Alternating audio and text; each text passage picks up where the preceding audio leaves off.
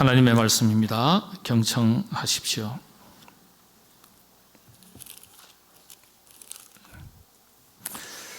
그 이튿날에는 명절에 온 큰 무리가 예수께서 예루살렘으로 오신다는 것을 듣고 종려나무 가지를 가지고 맞으러 나가 외치되 호산나 찬송하리로다. 주의 이름으로 오시는 이 곧 이스라엘의 왕이시여 하더라. 아멘.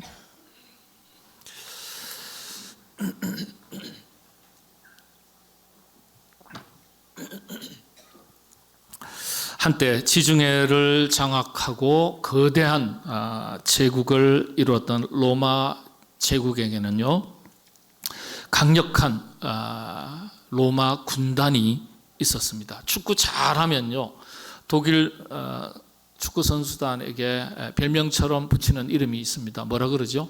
로마 군단, 그렇게 얘기합니다. 강력한 힘을 가진 로마 군단, 로마 제국을 위해서 존재했던 로마 군단이 있었기 때문에 로마 제국이 있었다, 그렇게 말합니다.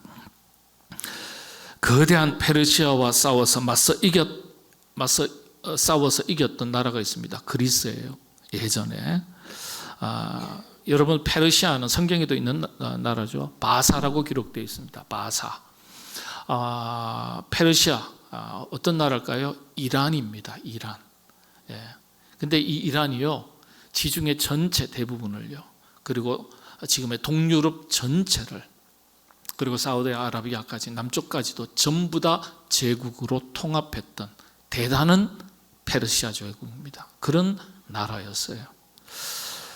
그런데 그런 거대한 나라와 맞서 싸워서 나라를 지켜내고 또 많은 전쟁에서 승리할 수 있었던 강력한 군대가 있었습니다. 군사들이 있었습니다. 그 군사를 뭐라 그러죠?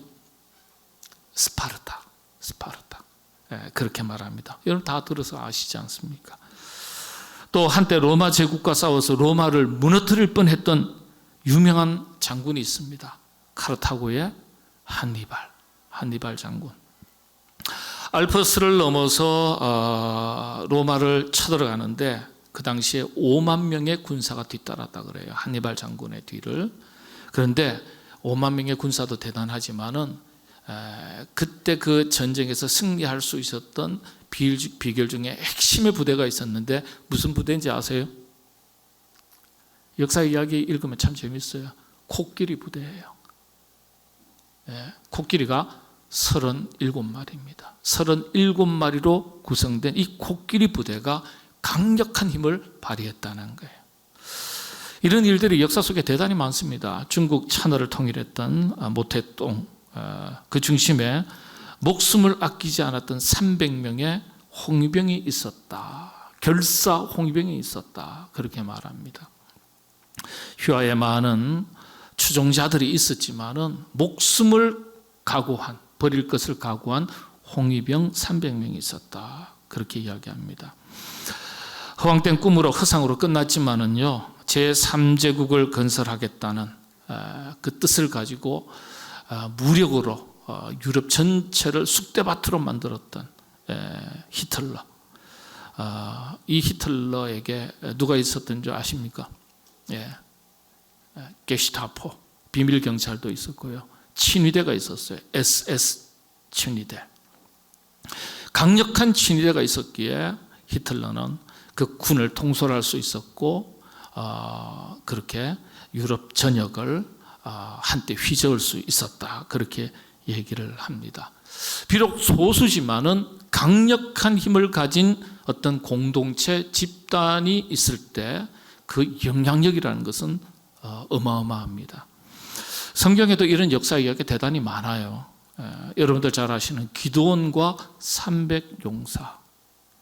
기드온과 300용사가 맞서 싸웠던 미디안 군대가 군사로 몇 명인지 아세요? 이건 세계사의 기록에도 있어요. 지금도 여러분들 이 정도 숫자면요, 어마어마한 숫자인데요. 몇 명일까요?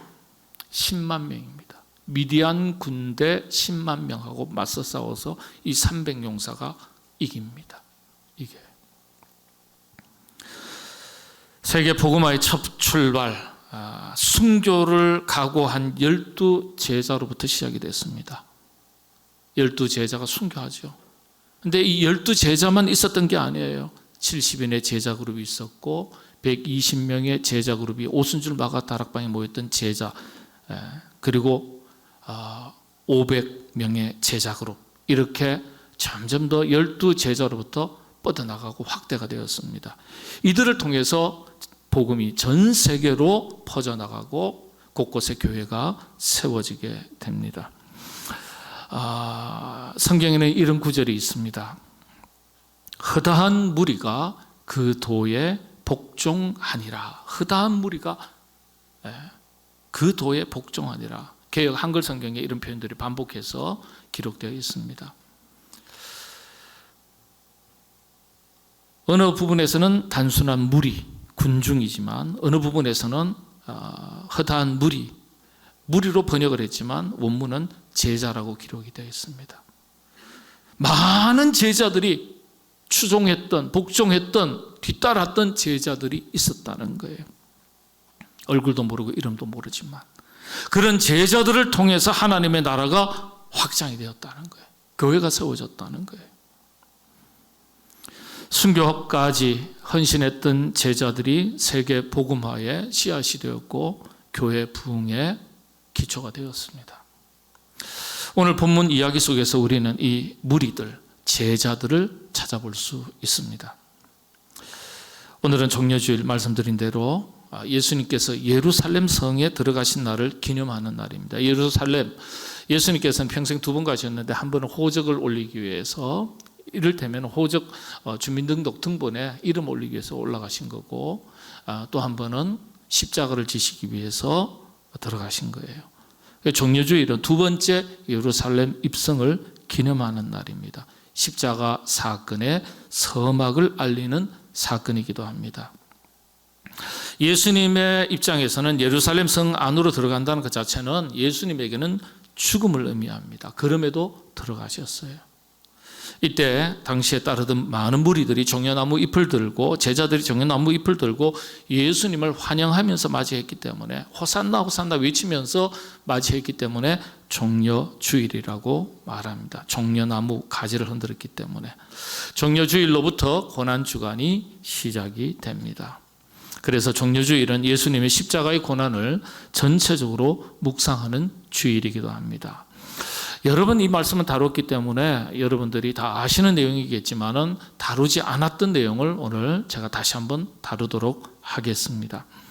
예수님의 예루살렘 입성 장면에 우리는 3가지 모습을 찾아볼 수 있는데요. 각각의 의미가 다 담겨져 있습니다. 첫째는 낙이 새끼를 타고 가시는 예수님의 모습, 그리고 2번째는 종려나무 가지를 손에 들고 호산나 호산나 외치면서 환호하는 군중들의 모습, 무리들의 모습, 제자들의 모습, 그리고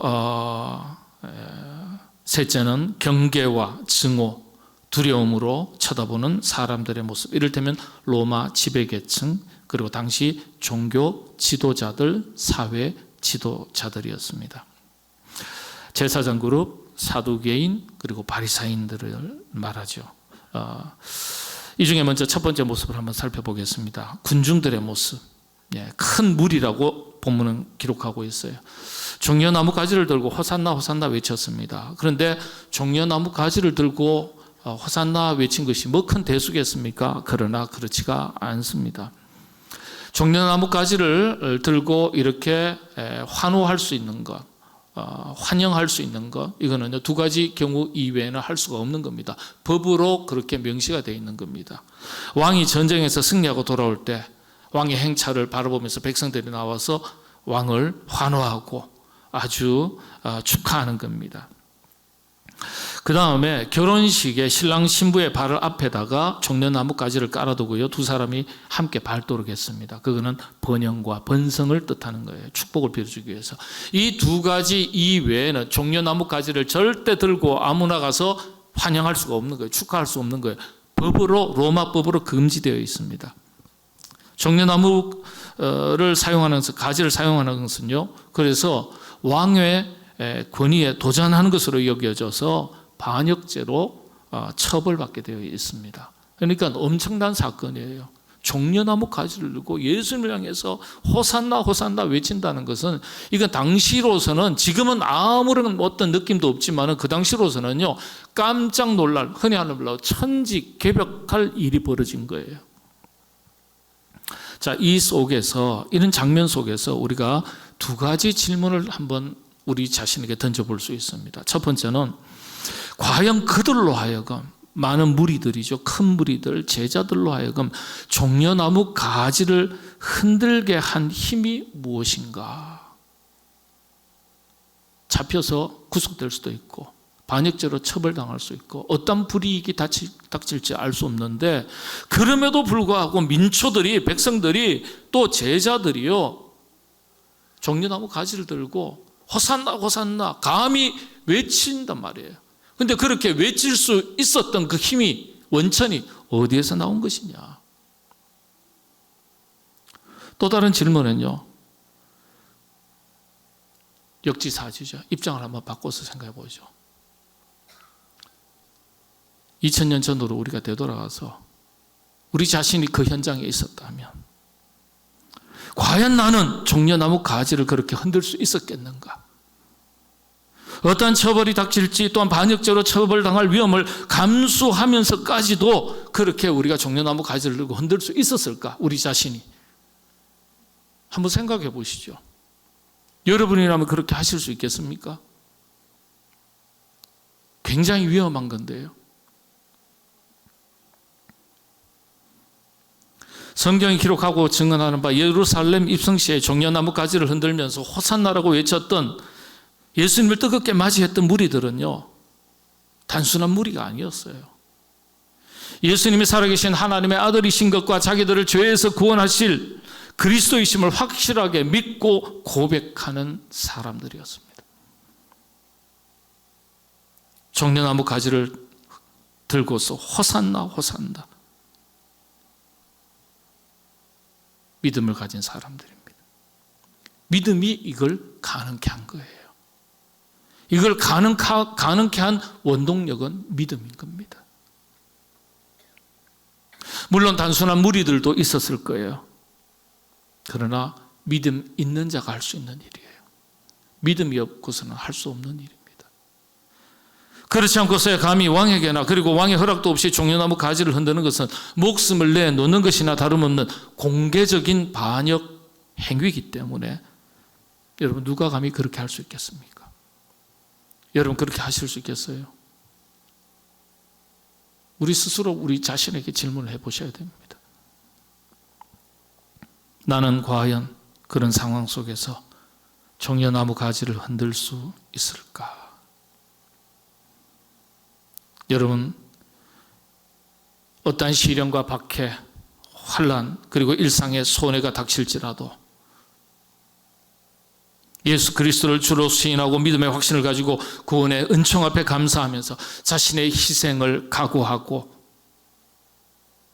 헌신하면서 목숨을 내어놓을 수 있는 그리스도인들이 있을 때 하나님의 나라는 뻗어나가는 겁니다. 힘이 있는 거예요. 그런 사람들을 통해서 교회 역사가 지금 여기까지 온 것입니다. 그래서 하나님의 나라와 그리스도의 몸된 교회를 위해서 자신을 내놓을 수 있어야 돼요. 그런 사람이 그 공동체 속에서 얼마나 많이 있느냐가 그 공동체의 힘을 결정하는 겁니다. 머릿수가 힘을 결정하는 것 아니에요. 그런 믿음의 사람들이 있어야 믿음의 역사가 이어지고 교회 역사가 이어지는 거예요. 그런 사람들이 있어야 가정을 지키고 교회를 지키고 나라를 지킬 수가 있는 겁니다.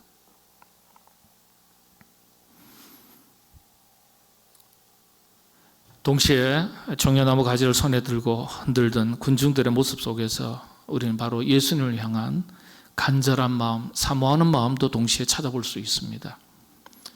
여러분, 갈급함이 없고서야 어떻게 목숨을 걸고 종려나무 가지를 흔들고 호산나라고 외칠 수 있겠습니까? 여러분, 간절함이 있으면 두려움도 이깁니다. 로마 제국 시대에 억눌린 민초들에게는요, 국가 회복과 자유에 대한 갈망이 있었어요. 간절함이 있었어요. 동시에 성전이 다 무너진 시대였기 때문에 예배 드리고 싶은 그 갈망이 있었어요. 간절함이 있었어요. 영혼의 갈급함이 있었어요. 메시아의 도래를 간절히 사모하던 그 마음이 있었던 거예요. 소망이 있었던 거예요. 그런 소망이 그런 행동으로 이어질 수 있는 겁니다. 여러분, 간절함의 또 다른 표현이 어떤 겁니까? 뜨거움이죠. 뜨거움을 조금 더 또 다르게 표현하면 열정이겠죠. 열정은 에너지를 말하는 건 아니겠습니까? 흔히 열정을 믿음이라고 말합니다. 교회 안에서는. 성령 충만할 때 열정이 넘치는 거예요. 성령 충만을 성경에서 뭐라고 표현합니까? 불이라고 표현합니다. 불은 뜨거움이에요. 열정이에요. 그런 열정 있는 믿음, 뜨거움이 있는 믿음, 성령 충만한 믿음이 있을 때 그 사람을 통해서 교회의 역사가 이어지는 겁니다. 하나님의 나라가 뻗어나가는 겁니다. 저와 여러분, 우리 모두 뜨거움이 있는, 열정이 있는, 성령 충만한 하나님의 권속들, 우리 교회가 될 수 있기를 바랍니다. 종려 주일에 이런 각오와 믿음의 결단이 있어야 돼요. 아, 내 안에 뜨거움이 있는가? 종려나무를 한번 가지를, 그 어떤 불이익이 닥칠지, 손해가 닥칠지 모르는 상황 속에서도 그렇게 담대하게 나갈 수 있는가? 스스로 생각해 보실 일입니다. 이에 반해서 예수님의 예루살렘 입성이 몹시도 불편한 사람들이 있습니다. 집권층과 권력자, 종교지도자, 사두개인들, 그 당시에 중간 계층의 그 관료들은 전부 다 사두개인들이 장악하고 있었어요. 종교지도자, 그거는 이제 제사장 그룹이죠. 예수님께서 십자가에 달려 돌아가셨을 때 법적으로 두 가지 제목이었죠. 하나는 뭐죠? 신성모독입니다. 하나님의 아들이라고 그랬으니까 그건 종교 지도자들이 고소했어요. 그 다음에 중간 사회 지도층이었던 사두개인과 로마 지배계층은 뭐라고요? 반란 수괴 혐의로 고소를 해서 두 가지 제목으로 예수님은 십자가에 처해졌습니다. 이들에게 예수님의 예루살렘 입성은요, 성가신 일이고 불편한 일이고 또 예수님은 눈에 가시 같은 존재였습니다. 왜 그렇습니까? 자신의 이익과 권력과 기득권 유지에 걸림돌이었기 때문에 그렇습니다. 예수라는 존재는 걸림돌이었어요. 이 사람들을 한마디로 정의하는 용어가 있습니다. 세속화된 사람들이에요. 세속화된. 자신들의 이익 앞에, 권리 앞에 신앙의 순수성을 잃어버린 사람들. 현실적인 자기 삶의 만족과 행복을 위해서 신앙적 가치와 기준을 저버린 사람들. 현실과 타협한 사람들. 오늘의 의미로는 세속화된 그리스도인을 상징한다. 그렇게 해석합니다. 주석합니다. 근데 여러분, 이 사람들이 멀리 있는 사람들이 아니에요. 바로 우리 자신일 수 있습니다. 현실의 유익이 먼저 앞서고 현실의 유익과 자기 만족 앞에 신앙의 우선순위, 영적인 기준 우선순위는 뒤로 돌려버린 사람들이라면 바리새인과 사두개인과 제사장들과 무슨 차이가 있겠습니까? 그렇지 않겠어요? 적당하게 믿고 적당하게 사는 것으로 이미 신앙은 화석화되어 버리고 신앙의 순수성을 잃어버린 사람들 아니겠습니까? 그런 사람이 아니라고 어떻게 말할 수 있겠어요? 우리 모두 스스로 자신을 살펴야 될 필요가 있습니다. 여러분의 신앙은 어떻습니까? 자, 마지막으로 세 번째 예수님의 모습이죠. 나귀 새끼를 타고 입성하시는 예수님의 모습. 예루살렘 입성 당시 예수님의 모습에 대해서 성경은요, 대단히 간단하게만 이렇게 기록하고 있습니다. 가장 뚜렷한 모습, 딱 한 모습이에요. 나귀 새끼를 타고 가시는 예수님의 모습. 이 말씀을 반복해서 계속 묵상하다 보니까요, 아주 예수님에게서 특별한 모습을 하나 발견하게 됩니다. 어떤 모습일까요? 지금 나귀 새끼를 타고 들어가시는 것은 어떻게 들어가시는 거예요?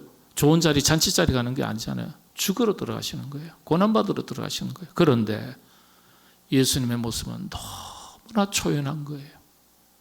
너무나 초연한 모습. 들어가면 죽게 되는 자리인데 너무나 당당하시고 너무나 초연한 모습이에요.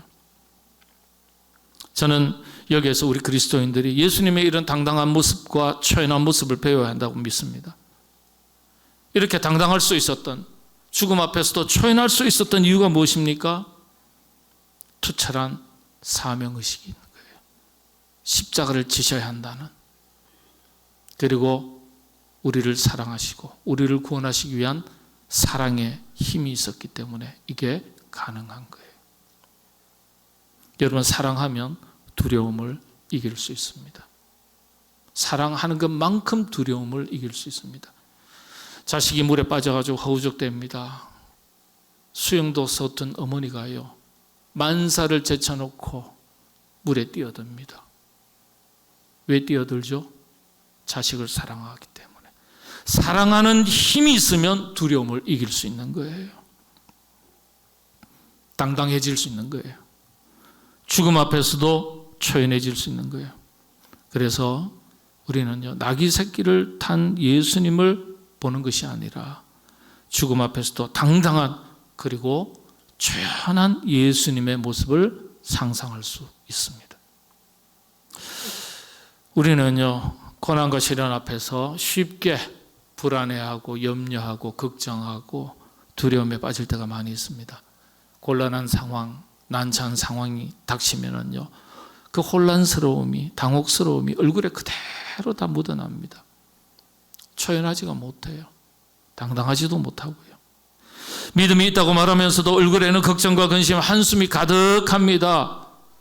믿음을 가진 자의 능력을 어디에서 찾아볼 수 있겠어요? 수많은 시련과 역경 앞에서도 당당함과 초연함을 잃지 않아야 할 텐데 그렇지 못한 경우가 많이 있습니다. 그러나 믿음의 선조들, 위대한 믿음의 선조들 속에는 죽음 앞에서도, 순교의 자리 앞에서도 죽음을 두려워하지 않고 신앙을 저버리지 않고 영적인 기준을 허물지 않고 당당하게 초연하게 시련과 역경에 맞서 싸우는 믿음의 선조들을 많이 보게 됩니다. 이런 사람들을 가리켜 성경이 뭐라고 하는지 아세요? 세상이 감당치 못할 사람이다. 그렇게 이야기합니다. 히브리서 11장 37절 38절 제가 읽어드립니다. 돌로 치는 것과 톱으로 켜는 것과 시험과 칼로 죽임을 당하고, 순교를 말하거든요. 양과 염소의 가죽을 입고 유리하여 가난을 말하거든요. 궁핍과 환난과 학대를 받았으니, 갖은 고초를 다 겪는 거예요. 그럼에도 불구하고 믿음을 잃지 않았어요. 영적인 기준을 허물어뜨리지 않았어요. 그러니까 세상 사람들이 뭐라 그러는 줄 아세요? 이런 사람은 세상이 감당하지 못하느니라.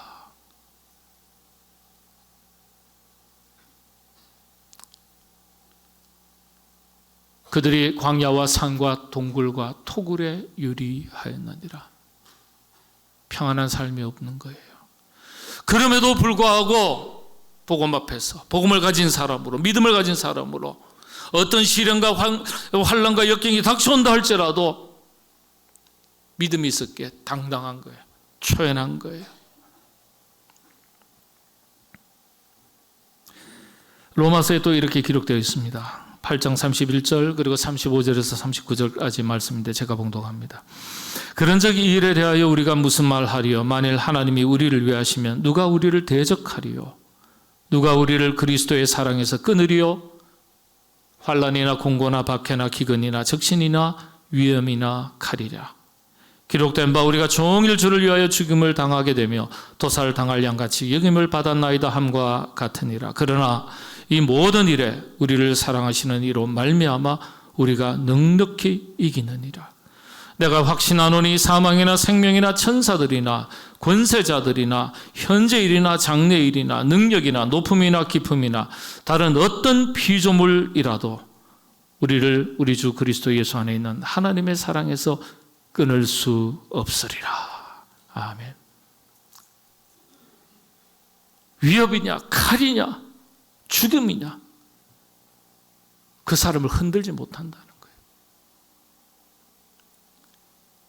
이 로마서의 말씀은요, 말할 수 없는 일제의 핍박 속에서 기미 독립 선언문을 낭독하기 직전에 그곳에 모인 성도들과 많은 백성들 앞에서 먼저 봉독한 성경 말씀입니다. 일본이 칼을 들이대고 어떤 핍박을 가해 온다 할지라도 어림도 없다. 우리가 두려워 숨을 줄 아느냐, 포기할 줄 아느냐, 항복할 줄 아느냐. 천만의 말씀이다. 천만의 말씀.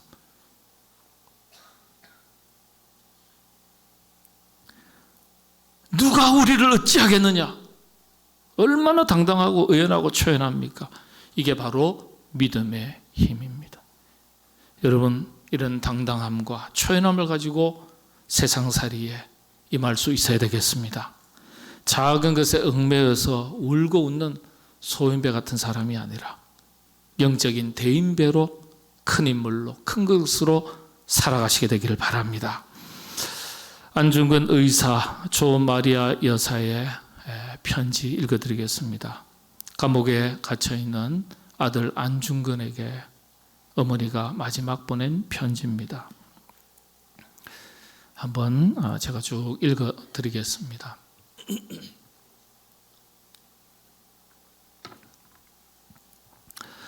네가 만약 늙은 어미보다 먼저 죽은 것을 불효라 생각한다면 이 어미는 웃음거리가 될 것이다. 내 죽음은 너 한 사람 것이 아니라 조선인 전체의 공분을 짊어지고 있는 것이다. 네가 항소를 한다면 그것은 일제의 목숨을 구걸하는 짓이다. 네가 나를 위해 이에 이른즉 딴맘 먹지 말고 죽어라. 옳은 일을 하고 받은 형이니 비겁하게 삶을 구하지 말고 대의에 죽는 것이 의미에 대한 효도이다. 아마도 이 편지가 이 어미가 너에게 쓰는 마지막 편지가 될 것이다. 여기에 너의 수의를 지어 보내니 이 옷을 입고 가거라. 어머니는 현세에서 너와 재회하기를 기대치 않으니 다음 세상에는 반드시 선량한 천부의 아들이 되어 이 세상에 나오너라. 항소하지 마라. 일제의 목숨을 구걸하지 마라. 대의를 위해서 땀만 먹지 말고 죽어라. 비겁하게 삶을 구하지 말고 대의에 죽는 것이 의미에 대한 효도다. 마지막 편지다. 수의를 지어서 보내니 이 옷 입고 잘 가거라. 이 세상에서는 다시 너와 재회하기를 기대하지 않는다.